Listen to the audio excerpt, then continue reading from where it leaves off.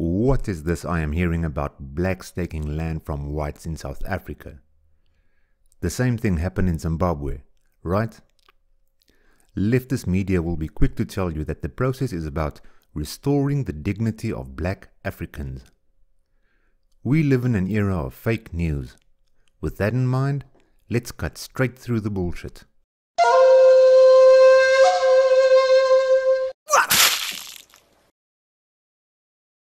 The video clips I use are from our national parliament, not from some crazy racist right-wing aligned news source. Parliament gathered on the 27th of February 2018 and agreed on a motion to instruct the Constitutional Review Committee to review Section 25 of the Constitution and other clauses where necessary to make it possible for the state to expropriate land in the public interest without compensation.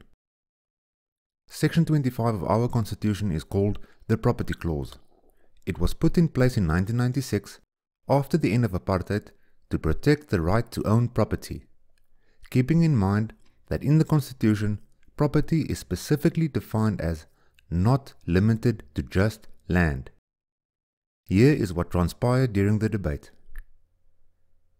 This is Mr. Gugile Nkwinti, Speaker for the ANC on the motion.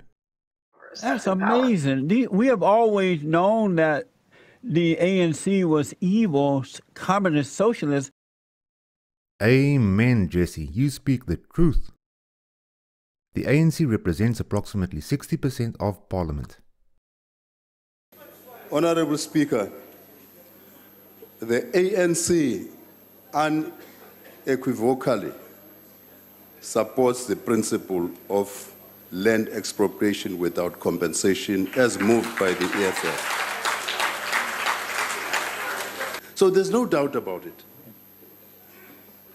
There's no doubt about it. Land shall be expropriated without compensation. There are institutions here, trusts, companies. They own land in this country. Now, these are institutions. That is the next target. You have got all of these kinds of institutions out there, including churches, by the way. They own land. So, of course, government should own land.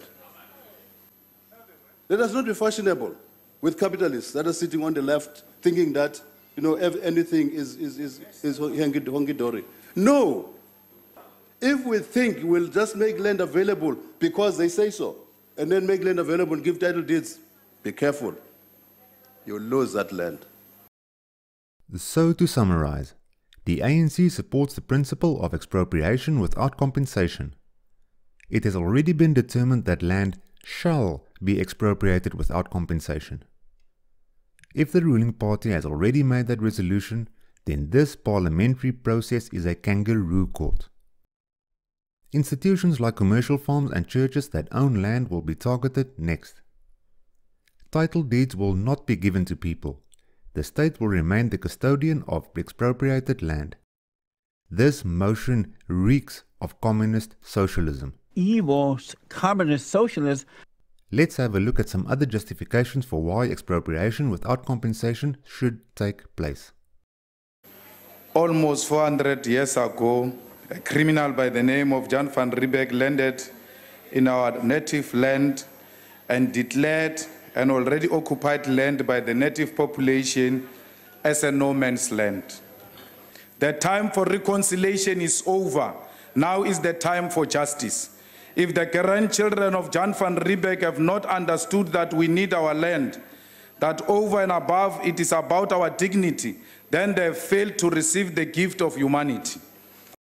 Jan van Riebeeck was the first European to establish a settlement in what is now known as South Africa. It was a refreshment station for the ships trading between Europe and the East. If you think that this rhetoric already sounds borderline evil, hold on to your seats. Those who hold the land labor on the false idea that to distribute it, we must first establish a food security program. No, we must distribute the land Then we can all talk about food security program. Please agree with me when I say, those who have taken our land by force, Jesus Christ must reject their prayers.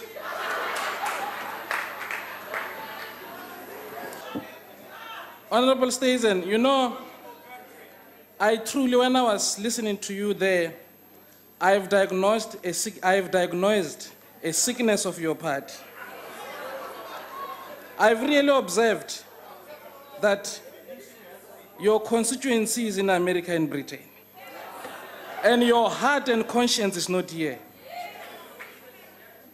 I just want you to understand very clear that those who benefited by taking over the lands of our people, they are very lucky because they are still alive in this country and rich. In other countries, people like you are running away. You must actually kneel down and pray us today and say, you black people, you are very kind.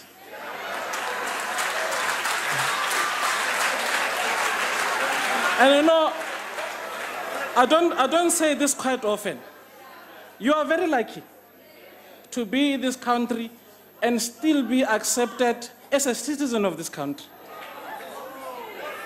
Point of order. Honourable Kramer, will you take your seat? Why are you rising, Honourable Member? It's Rule 85, Chair. It's completely inappropriate for the individual to both racially stereotype. We've had... No, he has. He's saying that you people, to be in this country, that's racial stereotyping, and to reflect on the honour of individual members of the House. I'm a South African. I hold no other passport. Thank you. Honourable Kramer, did you Honourable Speaker, no, just take your seat, please. I just want to deal with this point of order. No, I'll come back to you. I'll come back to you. Okay. Honourable Kramer, did you refer to any member of the House? I don't know what is he talking about. Honourable Member, did you refer to any member of the House? Yes or no? No. Thank you. We just want you to peacefully and legally give this land back to its own owners. What's wrong with you? Parliament needs a 2/3 majority to change the constitution, and it is clear to see what is going to happen then. It turned out that approximately 75% of Parliament supported the motion to initiate a process to enable government to implement these steps. The next step is to obtain public opinion on how the constitution should be amended. Here is the kangaroo court that continued. So I support the motion that we need to expropriate the land by force. Thank you. Thank you, sir. Next speaker.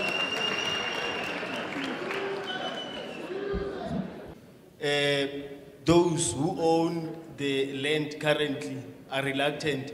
The land will be taken by force, ultimately. Next speaker. I wish to speak to the whites today. No, I'm not apologetic about this. Address the committee, sir. Okay. Okay. Why should we negotiate or have public hearings? Give back the land. We want the land. Don't test our patience. Sir, you are talking to the committee, so please address your okay. Don't test our patience. We don't want to negotiate. If you are pushing us, we'd go and take it with or without your permission. I thank you. Thank you, sir. Next speaker. From 1994, it was just a spiritual approach by accommodating. Look, if you want war, bring it on, we are ready. So, it is open for all to see. Whites are in trouble. Did you know that we still have apartheid in South Africa? The old apartheid tribal authorities still has custodianship and self-determination of their land, and they want as little as possible government meddling. The Zulu king, Zwelithini, threatened secession at these hearings should government touch their land. Soon after the Zwelithini threat, the presidency made a statement that traditional tribal homelands would not be affected by this process. More evidence that this is a kangaroo court. Parliament reconvenes on this matter on the 30th of August. We are definitely not all equal in South Africa. We were the trial run for multiculturalism. It doesn't work. Don't drink the poison Kool-Aid. This has nothing to do with helping impoverished people or correcting wrongs of the past. It has everything to do with hate for Westerners and pure greed of the politically connected. The West should cut foreign aid, especially the aid directed at the ANC. The high-ranking officials use that money to build themselves palaces, while their voter base live in squalor. When you receive a boatload of African migrants on your shores again, send them back. They treat people of European descent like criminals in Africa. The average IQ of the entire South African demographic is 77. I feel that our majority cannot foresee the repercussions of their actions. When you apply democracy in a low IQ population, you end up with majoritarianism. Yes, no way club, go.